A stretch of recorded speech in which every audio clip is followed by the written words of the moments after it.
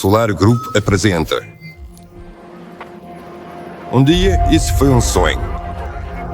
Um sonho sobre o céu, sobre voos livres, sobre viagens à volta do mundo. E nós a tornamos realidade. Mas o que foi preciso para isso? Os nossos sonhos tornaram-se os nossos objetivos. As nossas concepções tornaram-se os nossos planos. As nossas ideias estão a transformar-se num roteiro e numa tecnologia de produção. O nosso cronograma está preenchido para os próximos anos. Desenvolvimento e construção. Componentes e materiais. Fabricação de modelos e realização de testes. Do sonho caminhamos e assim para o resultado. Percorre este caminho connosco. Solar Group apresenta o projeto de dirigíveis de nova geração. Escolhemos a melhor forma de prever o futuro, criá-lo juntos consigo.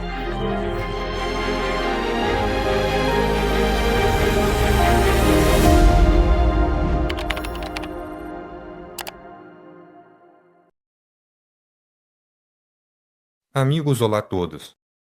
Olá a todos. Vocês estão no projeto Dirigíveis de Nova Geração e estamos ao vivo diretamente do escritório da empresa Aeronova. Com vocês, como sempre, Piotr Konstantinov. E Gennady Babani. Pessoal, antes de começarmos, por favor, deixem alguma reação ou comentário. Escrevam se está tudo funcionando direitinho, se estão nos ouvindo, assim poderemos começar. Além disso, isso ajuda na divulgação. Não esqueçam de interagir e se estiver tudo certo, podemos começar? Sim, estou acompanhando a transmissão pelo VKontakte, então, se quiserem, podem mandar perguntas por lá. Sim, hoje temos um tema muito aguardado, como foram os testes. E antes de começarmos, Fedor, compartilhe com a gente de forma geral onde aconteceram os testes, onde eles foram realizados. Vamos falar um pouco sobre isso. Quem acompanha provavelmente já sabe onde fazemos nossos testes.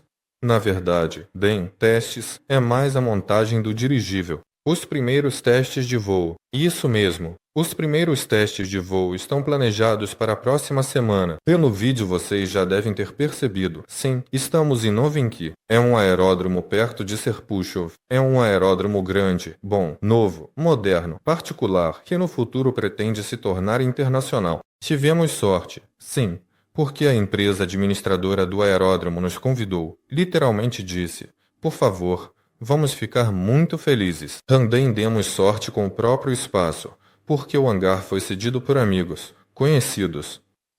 Quando souberam do que estávamos fazendo, disseram, claro, com certeza.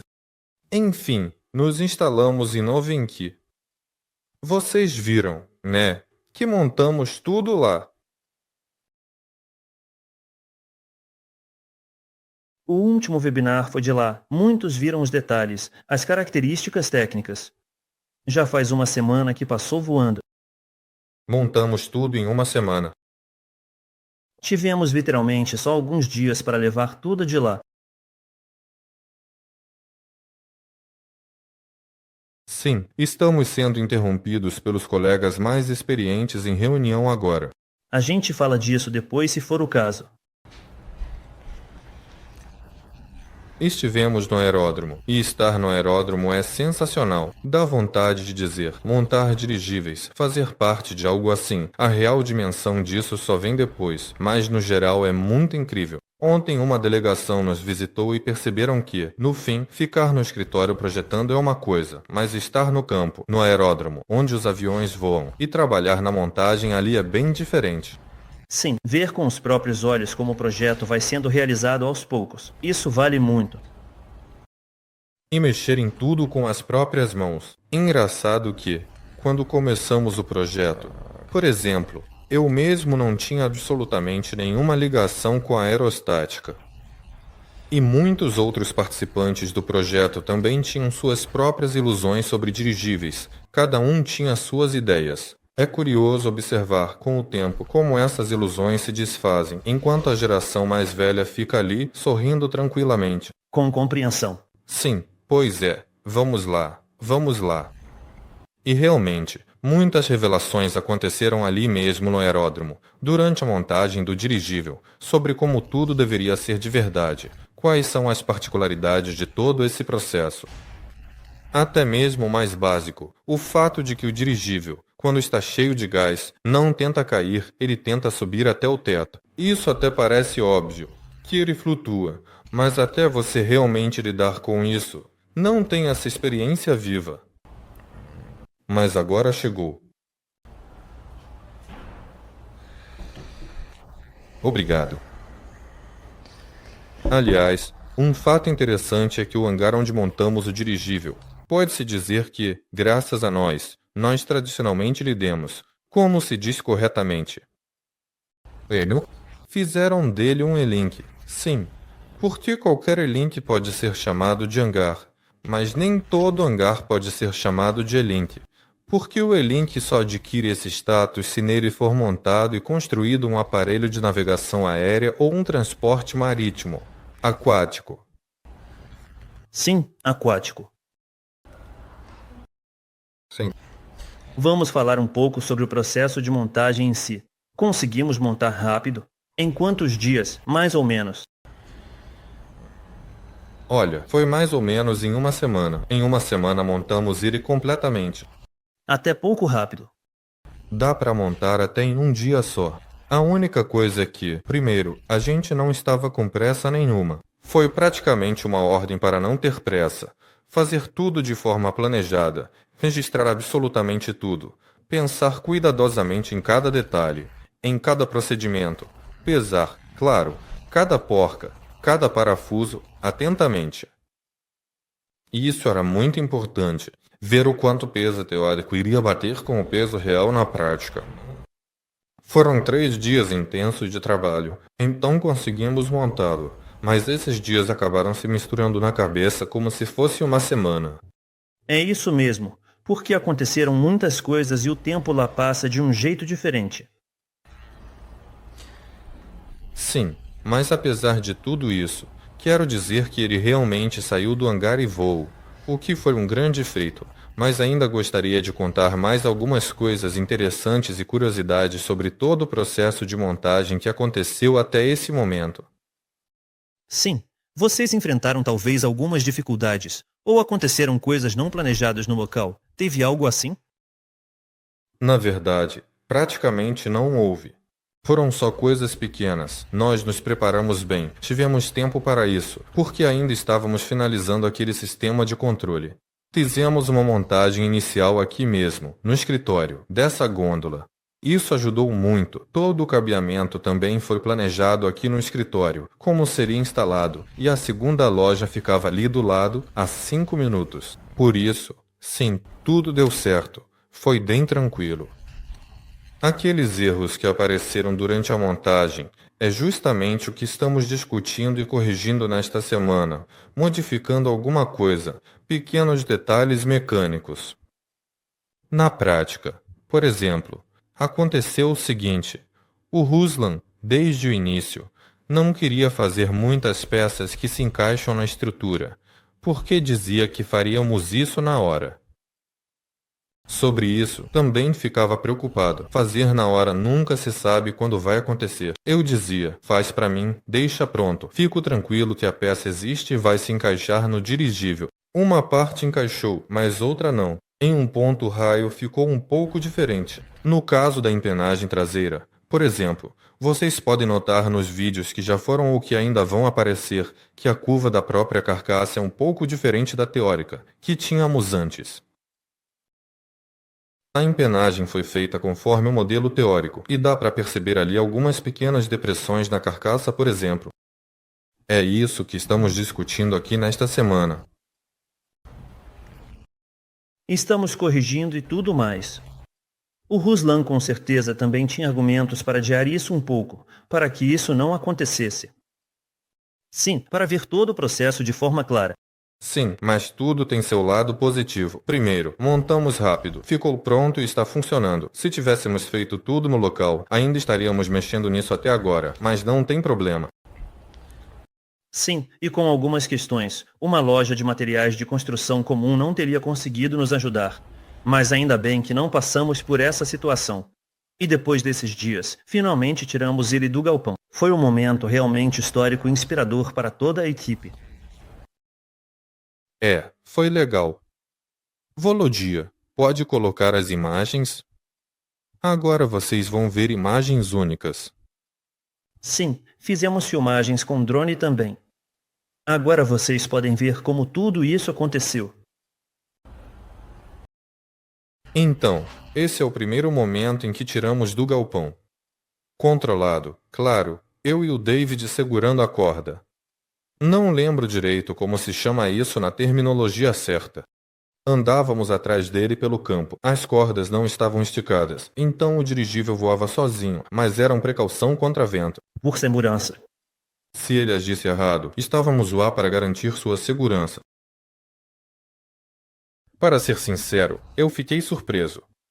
É claro que tudo é planejado, previsível e tal, mas o fato de que a gente conseguiria montá-lo em tão pouco tempo, levar para a rua e ele já sair voando. De primeira. É isso que torna o dirigível tão incrível. Ele tem essa força de sustentação estática. O centro dessa força fica acima do centro de massa. E por isso chamam de efeito João Bobo, igual aqueles brinquedos que nunca caem. Ou seja, o dirigível vai estar sempre com o envelope para cima e a gôndola para baixo, não importa o que aconteça. Ou seja, as forças estáticas dele mantêm o equilíbrio. Por isso, as hélices, o vetor de empuxo ajustável, o leme traseiro, tudo isso, claro, influencia o voo, mas se tudo isso for desligado, o dirigível e o próprio aparelho ainda assim permanecem equilibrados. E naturalmente, graças a isso e ao fato de termos um engenheiro de sistemas talentoso que sabe realmente o que faz, no fim das contas ele voou de primeira. Isso foi inesperado e muito legal, foi uma sensação ótima. E sobre a questão do peso dele, eu queria saber o quanto ela estava, digamos, planejada, ou melhor, se realmente correspondeu ao que foi planejado. A segunda surpresa, para nossa coleção de surpresas, foi que acertamos em cheio. Ou seja, o peso teórico bateu certinho com o peso real. E, depois de montar completamente o aparelho, ainda sobraram alguns quilos de força de flutuação. Ou seja, mesmo com o aparelho totalmente montado, ele ainda tende a subir até o teto. Por enquanto, vou chamar assim.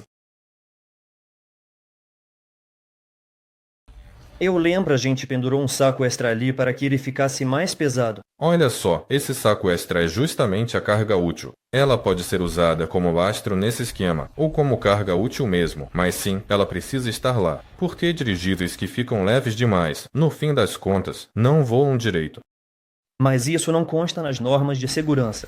No geral, a humanidade coçou a cabeça e percebeu que, se você soltar um dirigível e ele subir ao céu, isso é um pouco pior do que se o dirigível descer e pousar suavemente. Com pessoas.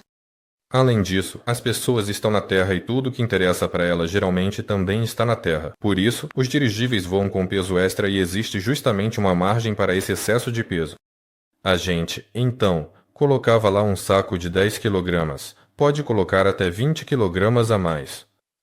E aí, como é que isso tudo funciona? Existe a rotação do vetor de empuxo, as hélices giram. O dirigível se apoia no ar com os motores, sobe tranquilamente, o vetor de empuxo se inverte e o dirigível começa a voar para frente. E graças ao seu grande corpo, a superfície é enorme, o ar passa por ela, é como se fossem duas asas gigantes, ele voa tranquilamente, transporta a carga usando a aerodinâmica. Depois, quando precisa parar, ele para e afunda suavemente. Usando hélices forçadas. Usando as hélices de forma forçada também, caso aconteça um fenômeno chamado térmica. Isso acontece quando, por exemplo, um campo arado libera muito calor, fazendo com que o ar suba com força, e esse ar, mesmo que o dirigível esteja sobrecarregado, ainda assim vai levantá-lo para cima. Se precisar pousar nesse campo e houver uma térmica, não vai conseguir. Precisa inverter as hélices para criar força extra. Essa é uma opção. A segunda opção é descer em espiral, como fazem os aviões, usando o estabilizador de cauda para direcionar o dirigível para baixo e assim pousar. É assim que tarefas são resolvidas. É muito legal que conseguimos calcular tudo certo pelo balanço de peso, porque a carga útil, como você disse, ainda tivemos que adicionar, embora isso seja talvez uma carga inútil. Então, dá para colocar ainda mais sensores ali se de repente surgir essa necessidade. Dá para pendurar vários tipos de equipamentos nele. Nele especificamente, e eu repito isso pela 100ª vez, para quem ainda não entendeu, porque tem gente assim. O dirigível que montamos na verdade, uma réplica em escala do dirigível Nova 2, e a gente não montou ele à toa, foi justamente para testar completamente o sistema de controle. É isso que estamos fazendo essa semana. Estamos criando e programando um algoritmo automático de controle para o dirigível. E o esquema desse dirigível pequeno é igual ao do Nova 2. Mesma quantidade de hélices, mesmos ângulos de rotação. A mesma força de tração da hélice em relação à resistência do ar, a mesma quantidade de superfícies de cauda, os mesmos ângulos de rotação dos lemes de cauda, o mesmo propulsor de cauda bidirecional, com a mesma força em relação ao braço onde está instalado, em relação ao momento de inércia do próprio dirigível. E esse sistema de controle, durante essas aproximações, ainda não dá para chamar de voos, são chamados de aproximações. Durante esses 2 dias de aproximações que realizamos, coletamos dados. Agora, esse sistema de controle está sendo treinado, e a partir da próxima semana esse sistema vai controlar o dirigível automaticamente. E foi justamente para isso que a Nova 01 foi criada em primeiro lugar. Em segundo lugar, a tentativa será testar o acoplamento automático em um ponto de ancoragem baixo. Isso é quando, basicamente, o piloto automático aprender a controlá-lo. Vai aparecer um ponto no campo. Ainda não o ancoramos lá. Provavelmente vamos fazer isso em mais uma semana, depois dos testes de voo. Vamos testar os algoritmos e também um pouco da mecanização, porque dificilmente tudo vai dar certo de primeira. Mas o próprio dirigível sim pode carregar uma carga útil a mesma coisa, mesmo que seja de 10 kg. A Nova 01 pode levar, por exemplo, um radar ou uma câmera de vídeo realmente potente, com baterias adicionais inclusas. Mesmo nessa configuração, quando ele réplica em escala Nova 02, percebemos que ele pode, teoricamente, pairar sobre um determinado ponto, como uma cidade, por cerca de 10 horas, realizando algum tipo de monitoramento. Mas esse formato, novamente, não é o ideal, porque ao copiar a Nova 2, ao replicar suas características, não buscamos criar o dirigível pequeno perfeito, e sim reproduzir com máxima precisão as especificações daquele dirigível. Por isso, vamos fazer algumas modificações, já que existe uma demanda por dirigíveis pequenos para publicidade e monitoramento, e provavelmente vamos transformar esses 10 kg, que hoje são inúteis, em 50 kg úteis, o que já é muito mais interessante. Ou seja, só para entender, os próximos modelos Nova 01 com esse mesmo, digamos, volume de gás, vão ter um visual completamente diferente? É provável. O volume de gás deve aumentar um pouco. Agora temos 110 metros cúbicos de hélio, e o volume total é 130. Talvez passe a ser 130 de hélio e 150 de volume total. Mas tudo isso ainda está em discussão e em processo. E, por enquanto, o foco principal atualmente é realizar os testes. Enfim, o dirigível tem um objetivo, e esse objetivo precisa ser cumprido. Testar tudo do Nova 2 no Nova 01, e só depois, então, partir para uma modernização completa para criar um pequeno drone. E durante os testes de voo, foram identificados pontos que precisam ser refeitos ou corrigidos, algo realmente crítico ou talvez nem tão importante assim. Então, no geral, além do sistema de controle, no que mais estamos trabalhando agora? Não houve nenhuma observação importante. Aconteceram aquelas percepções de que falei no começo. É quando você corre pelo campo atrás do dirigível, principalmente no segundo dia, quando o vento estava forte e com rajadas. Foi com essas rajadas. É realmente difícil, sim, para o dirigível lidar com as rajadas de vento, principalmente quando ele é muito pequeno, e especialmente quando está perto do chão. Afinal, quanto maior o dirigível, existe uma fórmula de crescimento que envolve sua massa, sua inércia e sua resistência, ou seja, a superfície exposta ao vento. E acontece que, Quanto maior o dirigível, maior é sua inércia de massa e menor é a superfície exposta ao vento, ou seja, a influência do vento sobre o dirigível diminui à medida que ele cresce, especialmente no caso dessas pequenas rajadas. E ficou claro, quer dizer, já era realmente compreendido em teoria, mas agora isso foi percebido na prática.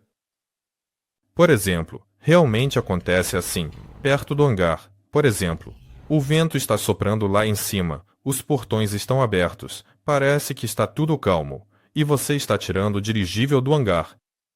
Mas aí o vento faz uma curva assim, e aqui se formam redemoinhos, ou seja, quanto mais você afasta o dirigível do hangar, menos o vento o afeta, menos ele balança, digamos assim.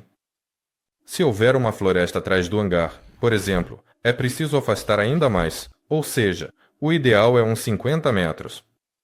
Se você está nesse espaço e tem uma floresta atrás, aqui pode estar calmo, mas acima das árvores não está calmo. Lá em cima o clima é totalmente diferente, ou seja, essa camada superficial de vento é muito peculiar, muito interessante. E sim, como dizem os próprios dirigibilistas, o dirigível tem dois estados seguros. Quando ele está no hangar parado, esse é o mais seguro. E o segundo é quando ele está em voo. Ou seja, quando você sobe acima das árvores, a 30 metros ou mais, o vento lá já é totalmente previsível, sem aquelas rajadas e tudo mais. Enfim, lá em cima tudo é muito mais simples, mas perto do chão é curioso. Fatores influem nele. Aliás, você mencionou um pouco sobre o processo de atracação dele ao mastro de amarração. No geral, quando ele se saiu aqui, nosso sistema de atracação e o mastro funcionaram bem? Aqui não teve nenhuma novidade. Usamos aquele mastro de atracação móvel, fixamos ele no chão com as patas e atracamos tranquilamente. Ele ficou girando ao redor dele como uma biruta. Não houve absolutamente nenhum problema aqui, embora, claro, algumas pequenas particularidades também tenham sido descobertas durante o uso. Mas, de novo, tudo isso aconteceu porque, de certa forma, a geração mais velha nos mandou para o campo, para longe de casa, e disse: ganhem experiência. Sim. Mas nada crítico, só que agora é preciso marcar em alguns elementos o que é em cima e o que é embaixo, colocar marcações para a altura de elevação desse mastro e assim por diante. Experiência. Você, pelo jeito, quando tocou nesse assunto, provavelmente queria falar sobre o sistema de software, que também vai ajudar ele a atracar corretamente de forma autônoma. Olha só, no primeiro dia, quando estava praticamente sem vento, quase tudo foi feito no modo manual, mas, claro, mandaram parar essa atividade. Conseguimos nos aproximar tranquilamente daquela torre baixa, quase encostando a proa nela, a distância que restava era mínima. Ou seja, atracar na torre em modo automático não vai ser nenhum problema. Vai ser muito fácil e simples. Da mesma forma, se prender ao ponto de ancoragem inferior também vai ser totalmente simples. A única coisa é que, novamente, tudo está relacionado ao tamanho dos dirigíveis. Quanto menor o dirigível, mais difícil será para ele ficar parado em um ponto de atracação baixo, e esse ponto será temporário. Mas, a partir de um certo tamanho, ele pode se tornar permanente. Tudo isso está relacionado ao balanceamento, aos momentos, às rajadas laterais e assim por diante. No geral, a automação vai lidar com tudo isso. Depois disso, são apenas leis da física, mas felizmente estamos caminhando para a construção de dirigíveis maiores, onde tudo vai funcionar com precisão. No geral, também foi interessante observar como ele gira exatamente nesse mastro de atracação, captando as correntes de ar, o vento, e escolhendo sozinho a direção certa para ficar exatamente de frente para o vento. Foi engraçado ver como aquele catavento de cima, não lembro o nome certo dele, aquele central no aeródromo, estava apontando para um lado, enquanto o dirigível de vocês no solo estava virado para o outro. Sim, pelo que entendi, os ventos realmente são diferentes, principalmente perto do chão. Já tivemos visitantes no nosso aeródromo? Já contemplaram essa maravilha? Bom, se for para contar as novidades com atraso, claro que sim. Vocês devem ter visto isso nos chats, né? Ontem vieram visitantes da África do Sul, inclusive eles ainda estão aqui no nosso escritório. Chegaram hoje e deram uma olhada.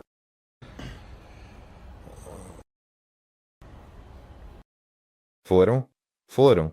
Sim, não só eles vieram, mas também colegas do setor vieram, e pessoas de empresas relacionadas também vieram. No geral, por enquanto só estão vindo os nossos, mas da África do Sul aconteceu que simplesmente tinha uma delegação no país, então eles também passaram por aqui. No geral, acho que em meio mês ou um mês já vamos conseguir fazer eventos frequentes. Sim, já estamos planejando. Então teremos anúncios, teremos informações. Fiquem ligados, acompanhem as novidades. Olha, no geral, eu acho que dirigíveis são uma área promissora para a África do Sul, pelo que eu sei. Assim como para a Rússia, assim como para a América do Sul, sim. São lugares com territórios enormes, onde a infraestrutura é insuficiente, a conexão entre cidades, regiões, etc. Naturalmente, sim, eles ficaram interessados, gostaram disso, da simplicidade e rapidez. Dizem, vocês montaram algo novo em 3 anos, voaram, e quanto tempo? Meio ano. Enfim, tudo foi incrível, muito legal. Começaram a sugerir ideias de onde usar isso. O pessoal está esperando pelo desenvolvimento futuro. Também comentaram que drones de transporte, de meia tonelada a algumas toneladas entre regiões, são muito procurados de modo geral. Área. Também achei interessante observar essas primeiras impressões das pessoas que chegam ao aeródromo. Veem tudo isso com os próprios olhos. Veem como ele voa, passa, faz manobras. São emoções que não dá para descrever. Sim, desejamos que todos possam sentir isso. Então, venham nos visitar. Sim. E à medida que o dirigível aumenta, essas emoções também vão aumentando. Então, como está indo a preparação para o Nova 2? Eu estou ali olhando, tentando também responder de forma natural às perguntas do Gleb italiano no V-Contact. Ele está aqui fazendo um dudos, especialmente sobre os balões estratosféricos, que supostamente teríamos abandonado. Não abandonamos nada. Atualmente executamos um grande programa. A única coisa verdadeira, confessamos, é impossível filmar tudo. O operador, só se for dividido em 4, e dificilmente vai sair conteúdo de qualidade de cada parte. Dividir. Sim, no verão já teremos aparelhos mais potentes sendo lançados. Vamos tentar, nas próximas semanas, gravar material sobre o que acontece por lá. Tem muita coisa interessante. E os sistemas de bordo estão evoluindo. E essa nova cápsula foi projetada. Já está sendo construída uma grande. E as cápsulas de lastro também. Já temos muitas prontas. E o sistema de lançamento está sendo testado. Tem realmente muita coisa legal acontecendo. O Arkady está cuidando disso em modo semi-autônomo, sob a supervisão atenta do Dmitry Kell, claro. Sim, mas não tem operador com eles, então não dá para filmar. Levamos o operador com a gente para o campo. Sobre a estratosfera, vamos revelar um pouco do que está acontecendo, mas tudo está indo devagar. A gente tentou lançar a primeira volta ao mundo e ainda não se passaram nem 2 meses. Sim, e para a evolução da tecnologia, alguns meses ainda é pouco, embora com o ritmo que estamos avançando, até que já tem resultado. Então vamos contar e mostrar. Aliás, sobre a estratosfera, recentemente lançamos um grande documentário. Se ainda não assistiu, não deixe de ver. É um vídeo muito interessante e informativo. Recomendo. Sim, o próximo tópico é sobre o Nova 2. Tem Nova 2. Enquanto a parte mais jovem da nossa equipe estava envolvida com o Nova 01, nossos veteranos da aerostática, que aliás acabaram de sair de uma sessão de trabalho. A Academia de Ciências da Aviação e Aerostática fez reunião conosco. Acontece que muitos membros dessa academia trabalham aqui com a gente. Além disso, meus colegas também estão por perto. Enfim, decidiram fazer uma sessão de trabalho aqui com a gente. Vou ficar muito feliz se isso virar algo permanente, se a Aeronova se tornar um tipo de centro de encontro de entusiastas e autoridades. Não entusiastas, não autoridades. Concordar. Sim. Basicamente, eles estavam trabalhando no Nova 2, claro. O primeiro protótipo foi construído assim, bem rápido e de qualquer jeito, as gondolas. Hoje, lá no galpão, estão terminando o segundo protótipo, que também é temporário. Estamos todos tentando definir as dimensões finais por lá. No geral, já está definido, mas são detalhes, ângulos das paredes, distância do chão ao teto e assim por diante, o espaço entre as poltronas. Enquanto essa parte dos detalhes específicos está sendo cuidadosamente cuidada pelo pessoal que trabalha no interior, a estrutura construtiva e de resistência já foi completamente definida, e todos os cálculos de cargas estáticas e dinâmicas já foram feitos. A disposição do compartimento do motor está praticamente finalizada. Tudo está sendo resolvido, desde o momento da fixação do próprio motor, a disposição do motor, a fixação dos redutores a esse motor, a transmissão rotativa, até a própria transmissão rotativa. Os motores de hélice anelar já foram cuidadosamente projetados. Agora, finalmente, chegamos à fase de construção propriamente dita, de maneira detalhada.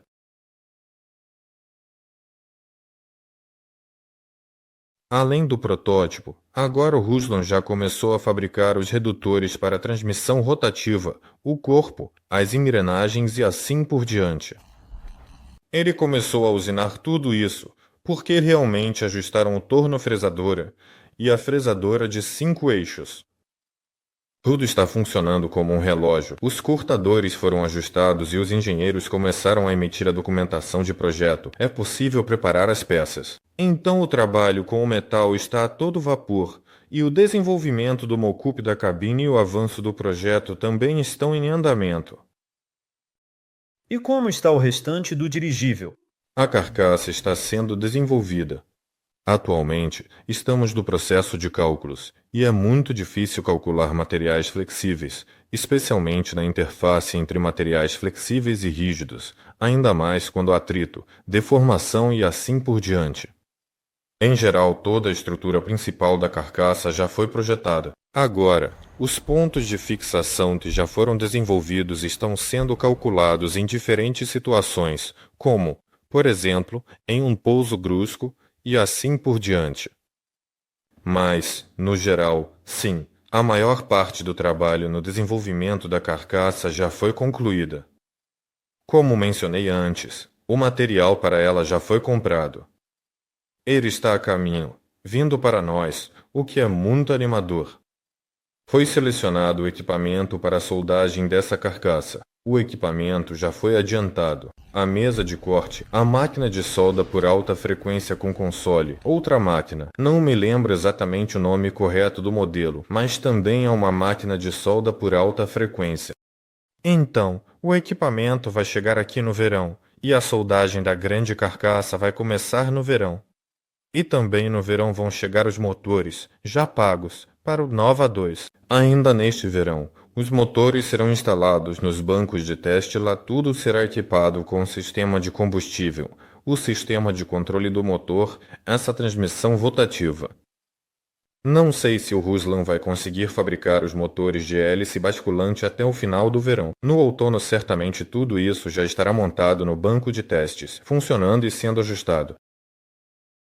Ou seja, na maior parte, praticamente tudo está pronto. Os sistemas de controle do Nova 1 já estão sendo testados. Sim, algumas coisas até estão sendo aprimoradas. Claro que surgiram detalhes. No geral, esses detalhes vão estar relacionados ao próximo dirigível, o Nova 8. No Nova 2 não teremos esses problemas, mas essas questões já apareceram e estamos resolvendo, até mesmo agora. Ou melhor, já resolvemos. Conseguimos identificar. Resumindo, quando os motores elétricos estão funcionando, as correntes reativas acabam induzindo interferências nas redes, e por causa dessas oscilações de tensão, não são os controladores que comandam os motores que são afetados, mas sim os que gerenciam esses próprios controladores. Um deles, no propulsor de popa, ficava reiniciando constantemente. Tudo isso acontecia rapidamente, mas o computador registrava. Naturalmente, descobrimos o motivo. Adicionamos capacitores eletrolíticos. Enfim, tudo certo. O sistema de controle para o Nova 2 está funcionando. Então, os trabalhos do Nova 2 estão em andamento. Certo. Quando vamos voar de novo no Nova 01? Pelo que entendi, agora precisamos acumular e recuperar horas de voo para que nosso programa, o sistema de pilotagem, tudo fique melhor, evolua. São precisas horas de voo. Acontece que o Dima, junto com os programadores, está escrevendo justamente aqueles algoritmos realmente muito importantes que vão controlar o dirigível. O plano, claro, é escrever esses algoritmos até o início da próxima semana e, a partir da próxima semana, começar os testes de voo em um modo semiautomático, quando você define, digamos, pelo tablet. Vadim Vassilievich está agora escrevendo o programa dos testes de voo, ou seja, como uma tarefa. É preciso cumprir a tarefa, subir, por exemplo, até a altura de 30 metros e, apesar do vento, pairar em um ponto específico, por exemplo, de acordo com o sensor GPS. Pronto. O Dima insere essa missão de voo lá e aperta o botão de iniciar. O dirigível deve, obviamente, enquanto ainda não o mantemos no ponto de atracação inferior, mas futuramente, desacoplar do ponto de atracação, voar até a coordenada e cumprir a missão de voo. Na semana que vem, vamos começar a lidar com essas coisas. Planejamos começar, se o software disser, estou pronto, né? Mas provavelmente vai ser assim mesmo. Tente fazer um 8, coisa assim. Estou curioso. Quais serão as tarefas do dirigível? Quais testes de voo ele vai ter? Vai ter que fazer um 8? Vadim Vassilievich, quando escreve, provavelmente serão algumas formas, quadrados, triângulos. Por exemplo, vão ser 3 pontos. Até esse aqui precisa voar por tal trajetória. Aqui subir mais alto, voltar, coisas desse tipo. E com ventos diferentes, claro, em diferentes condições climáticas. Tudo isso precisa ser feito e observar como o dirigível reage. Vento da direita, da esquerda, de baixo, de cima. Mas isso já vai ser mais uma questão de estatística. A gente pode fazer parte dos testes. Por exemplo, se tivermos sorte, vai estar sem vento, vento do norte, vento de tal direção, mas para pegar vento oeste talvez tenhamos que esperar ou mudar a tarefa. Eu não sei como vai ser de verdade, mas é basicamente isso, acumular estatísticas sobre a execução das missões de voo. Agora o Vadim vai mostrar para a gente e vamos começar. Pavel Aketov. É possível pilotar o dirigível como um drone FPV? Sim, isso também vamos começar a testar na próxima semana. No nosso escritório, temos um espaço para o operador remoto, com uma cadeira completa e um controle de comando. Sim, o dirigível tem câmeras instaladas. Não lembro como elas se chamam, mas são câmeras industriais com lentes adequadas, que são grande-angulares. As câmeras olham para todos os lados, frente, trás, direita, esquerda, para baixo e para o gancho de atracação. Enfim, toda essa imagem no formato correto é exibida em 3 monitores, que vocês viram, que montamos para o simulador. E lá tem a cadeira onde os pilotos treinavam nos simuladores, aprendendo a voar. Esse é o local remoto do piloto, e assim se forma o posto do piloto. Lá tem um computador, naturalmente, conectado à internet por um cabo comum. E o dirigível também está conectado à mesma internet, através de torres 4G. Ele tem 2 modems a bordo, muitos e megáfon. E, com um atraso de alguns milissegundos, o operador vai receber a imagem. É claro que ele vai ter alguns indicadores na tela, altitude, velocidade, pressão e por aí vai. E basicamente vai pilotar como um drone FPV, né? Sim, o pessoal me contou. Lá estão instaladas câmeras de visão computacional de alta precisão.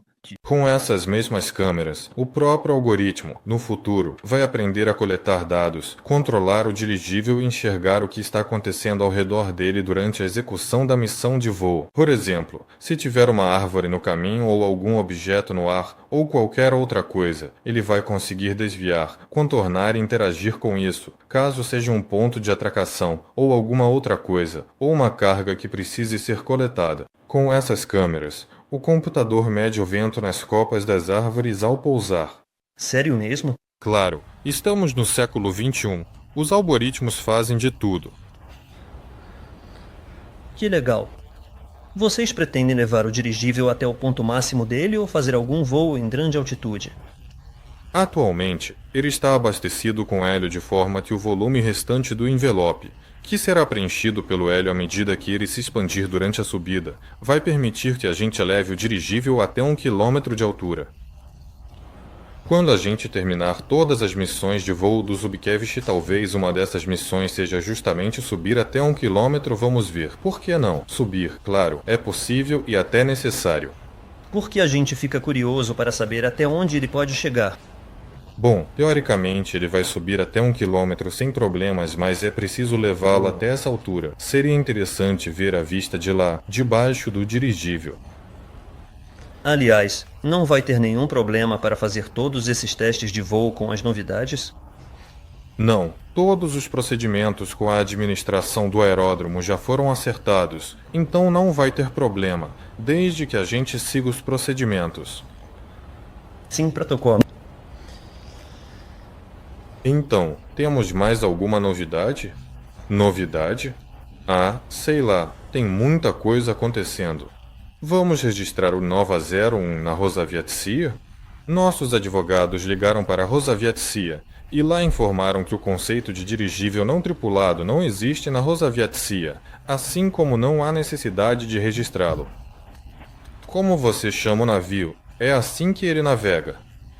E se você chamá-lo de aeronave não tripulada, aí sim, claro, precisa registrar. Enquanto for experimental, não faz muito sentido registrar, mas para uso comercial futuro de outras modificações dele, naturalmente, elas serão registradas. Acho que vai ser necessário. Por que se transformar Nova 2 ou Nova 8 em drone? Isso não significa que não vai precisar registrar. Duvido que isso passe por aqui. Olha, seria ótimo. Aproveitaríamos a oportunidade. Se a gente pudesse usar algum Nova 8 no modo autônomo sem precisar registrar. Então, eu sugiro que a gente passe para as perguntas, se tivermos alguma. O programa é autônomo. Ele será integrado ao sistema de navegação aérea existente? Muito provavelmente, de forma geral, vamos ser integrados ao sistema de navegação aérea existente usando métodos de integração já conhecidos e amplamente utilizados. Vamos instalar o equipamento necessário a bordo. Vamos transmitir nos canais de frequência certos os comandos que já estão programados. Como os controladores de voo vão interagir com os dirigíveis autônomos? Por enquanto, está previsto que seja feito por meio de um notebook ou tablet, e é possível emitir missões de voo, basicamente estando em casa, no campo, no trabalho, tanto faz. Também será possível assumir o controle a partir do mesmo tablet ou computador. Ainda não trabalhamos nesse tipo de controle. Com certeza vai ter, deve ser parecido com algum jogo. Se for no notebook, são as setinhas, as letras. Se for no tablet, provavelmente vão aparecer setinhas na tela também. Sim, mas por enquanto está planejado assumir o controle remotamente a partir de um local específico para o piloto. Isso vai ser, digamos, criado de forma mais rápida. Então, eu também tenho uma pergunta. A empresa aeronova pretende, neste estágio, estabelecer contatos ou parcerias com empresas ao redor do mundo que já estão desenvolvendo dirigíveis e que, em alguns aspectos, estão mais avançadas? Sim, claro, está nos planos. Em primeiro lugar, o mundo dos especialistas em dirigíveis é bastante pequeno e restrito, e todos já se conhecem. Agora, mesmo que estejamos atrás de alguém, vamos alcançá-los rapidamente, naturalmente. Continuaremos a interagir com eles.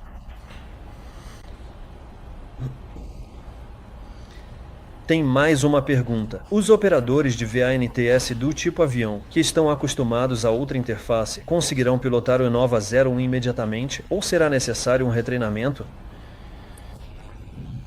Veja, quando os algoritmos estiverem funcionando plenamente, no geral, operadores remotos como tais nem serão mais necessários. Bom, na verdade, ainda vai haver alguma necessidade deles.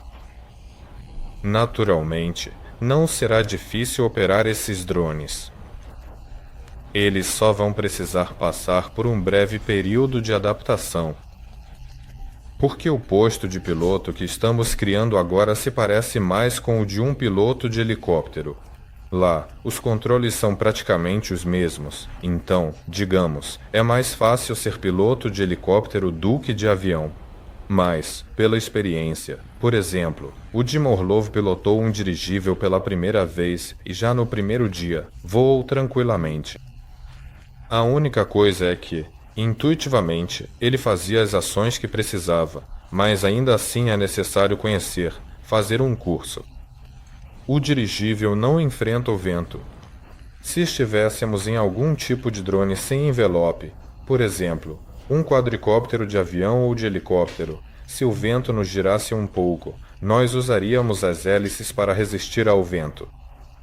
No dirigível, não dá para fazer essa manobra. Não faz sentido lutar contra o vento. É preciso usar vento a favor. Aqui, o controle se parece mais com navegação à vela. Mas assim, você tenta virar o dirigível para o outro lado para não girar assim, mas o vento gira.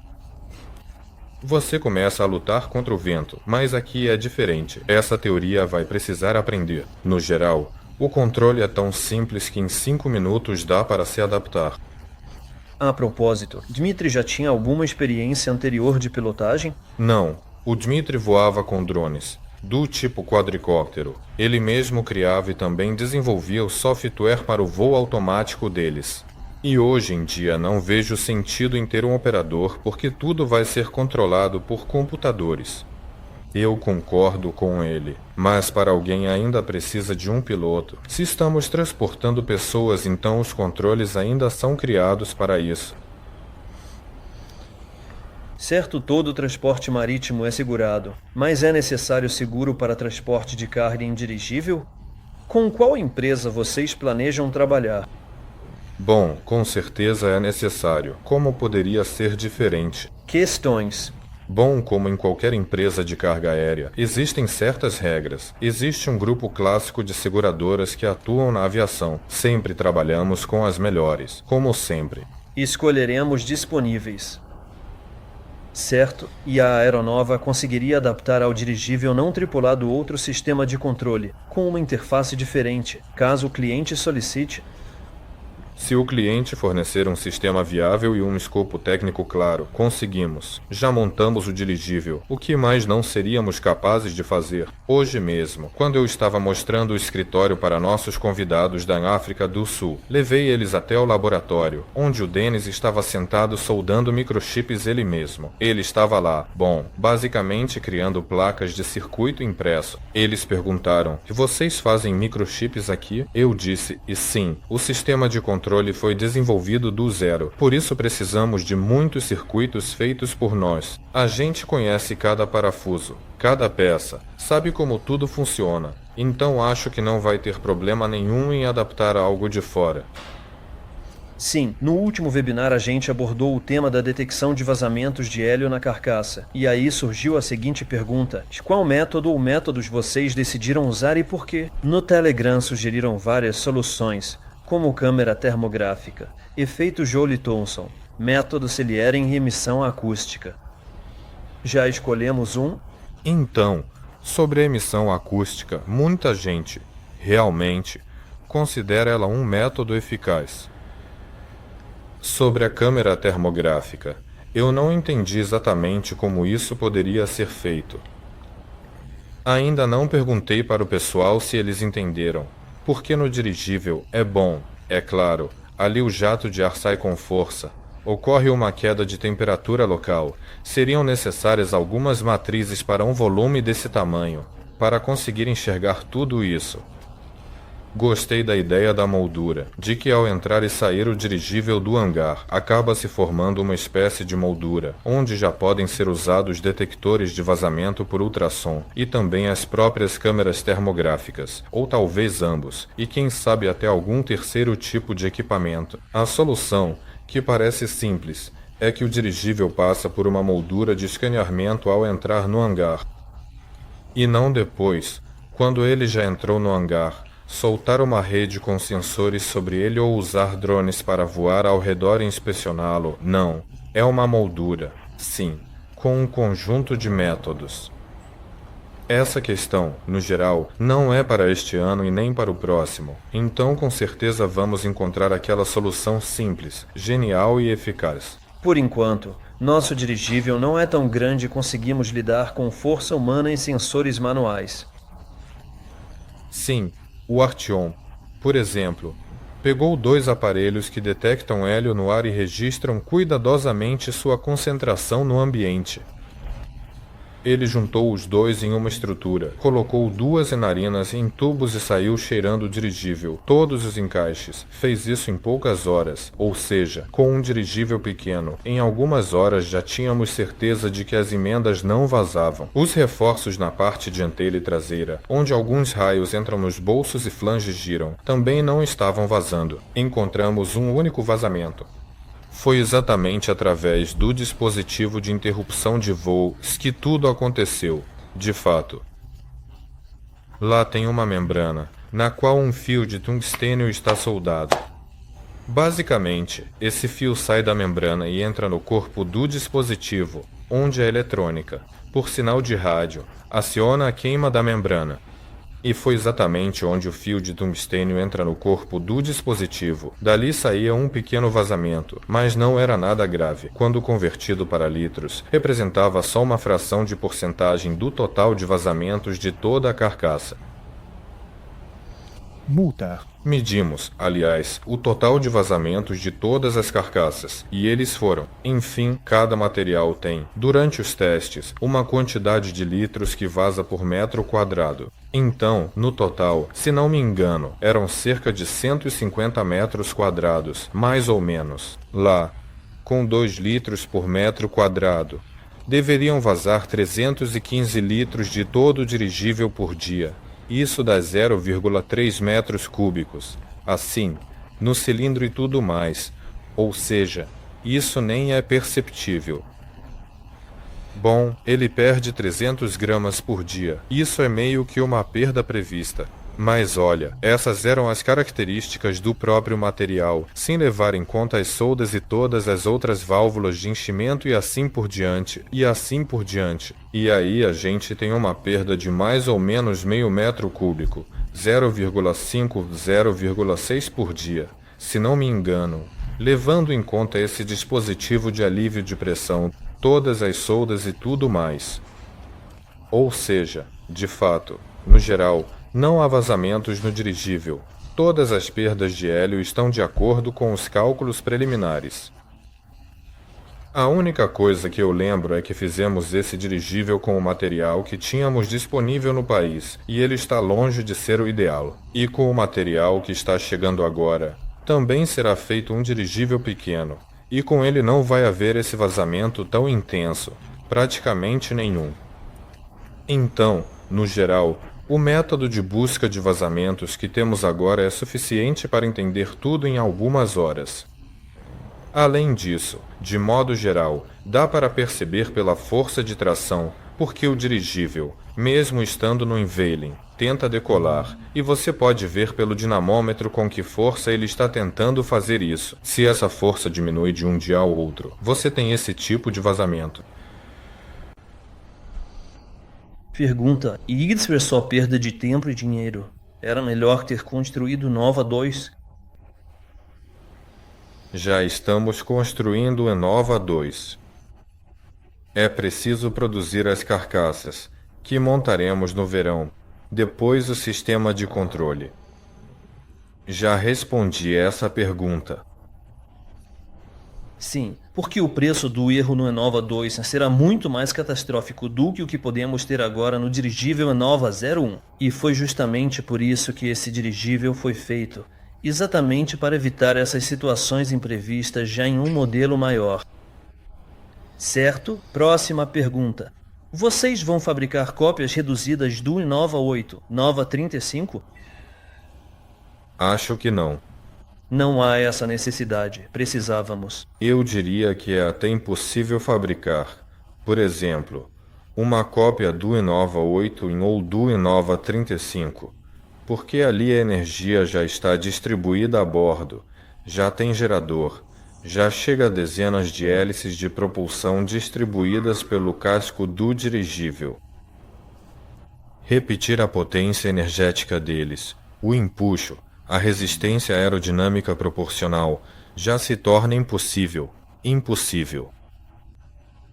Mas pelo menos conseguimos fazer este aqui, o sistema de controle, e daqui para frente vai ser muito mais fácil adaptar. Então não planejamos construir pequenos dirigíveis como modelos de treinamento, mas sim criar, ou melhor, não modificar, mas criar pequenos dirigíveis para fins publicitários e de observação. Isso sim, está nos nossos planos. Vamos produzir invólucros e fabricá-los em série. Aliás, já aproveitando o gancho, eles terão o mesmo formato ou vão ter algum outro? Esse é o formato mais otimizado para o próprio invólucro e com grande probabilidade também é o formato ideal para a empenagem traseira. Mas a localização dos motores, sua potência, quantidade, o formato dessa estrutura, da gôndola, digamos assim, isso tudo vai mudar? Vai ser tudo diferente. Certo. Será possível fazer o Nova 01 com novos materiais de invólucro de outra cor? Por exemplo, quero um dirigível vermelho. Vão testar outras cores? E, no geral, dirigíveis de outras cores. Pode ser do jeito que quiser. Pode metalizar ou fazer preto. Isso influencia no aquecimento e um dirigível preto esquenta muito e depois esfria rápido. Cada escolha tem suas particularidades.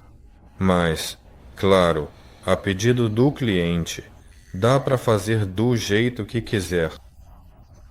A única coisa é que serão emitidos avisos, por exemplo, de que ele é branco não porque seja uma tradição, mas porque o óxido, seja de titânio ou de alumínio, dessa cor reflete bem nos raios ultravioleta e protege o invólucro contra a degradação precoce.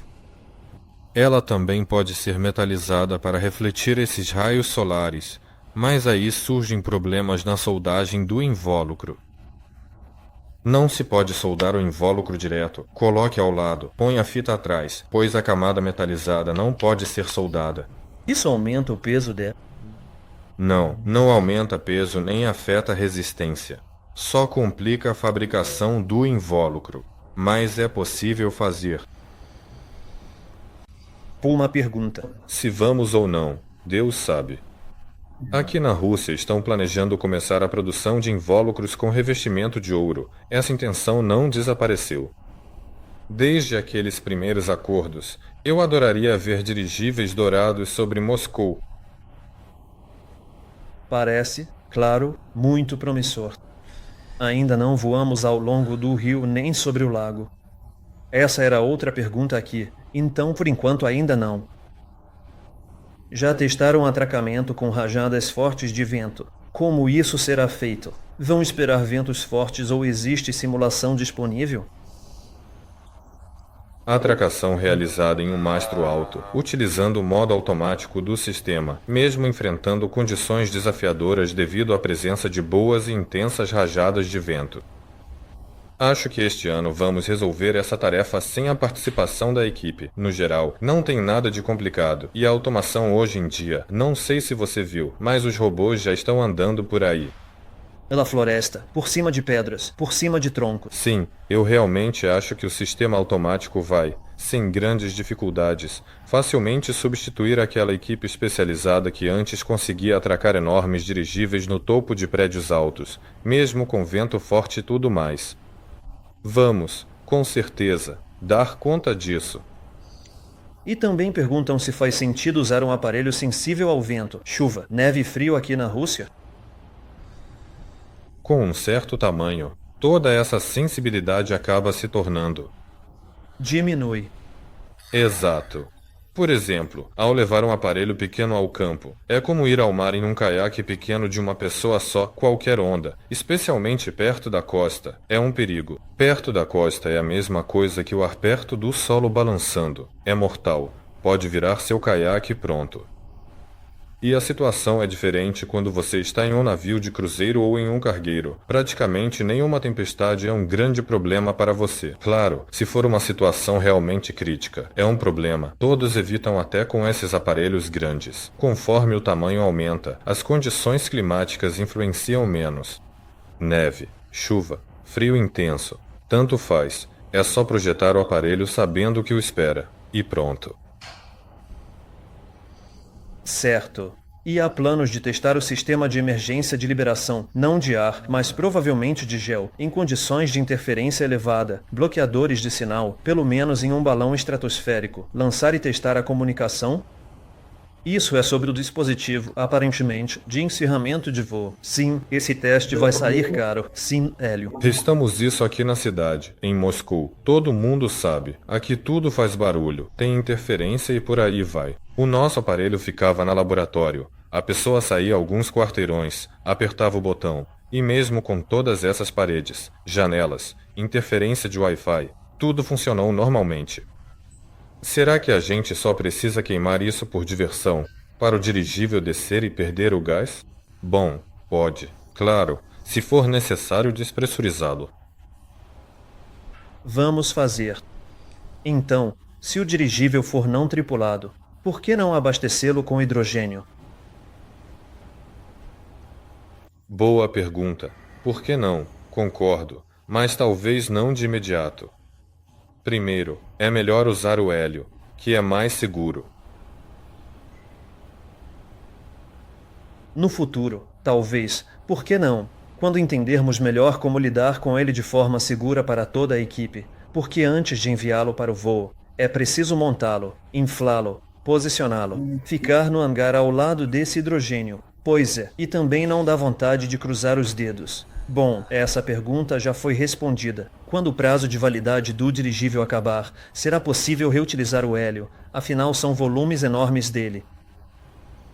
Sim, mas o hélio se suja, ele se contamina, fica impuro e assim por diante, por causa da difusão dos gases. Bom que se suja. Existe um conceito chamado pressão parcial. Isso ocorre quando você tem uma fronteira, onde de um lado há muitas moléculas de certas substâncias e do outro lado há poucas, e mesmo assim elas tendem a atravessar para o outro lado, e as moléculas de ar continuam entrando na cápsula. As mesmas moléculas também podem sair tranquilamente do material da própria cápsula, do material das válvulas. Ou seja, de qualquer forma, algo acaba se misturando com o tempo. E o hélio se contamina bastante rápido, ele se suja, e na verdade precisa até ser purificado. Na Alemanha, eles têm instalações separadas, que ficam zumbindo ao lado nos hangares, por onde eles fazem o gás passar para purificá-lo. Nós estamos desenvolvendo um sistema de purificação a bordo, naturalmente. Sim, não planejamos perder o hélio. O ideal é purificá-lo e reutilizá-lo várias vezes. Maravilha. Bom, essa pergunta também era de se esperar. Já encontraram o hangar para a produção do Nova 2? Temos algo em vista? Não. Esse hangar não serve para o Nova 2. Não. O Nova 2 tem cerca de 44 metros, se não me engano. E aqui, até esse mal cabia, né? O de 17 metros. O hangar foi selecionado. Um galpão pneumático para aquisição e montagem no local. Por exemplo, no mesmo aeródromo em Novinky. Por exemplo, agora ele pode ser montado lá. Sim, tudo temporário. Depois pode ser levado para outro lugar, ou então ficar naquele aeródromo que planejávamos adquirir, mas não deu certo porque ele foi vendido por acordos anteriores.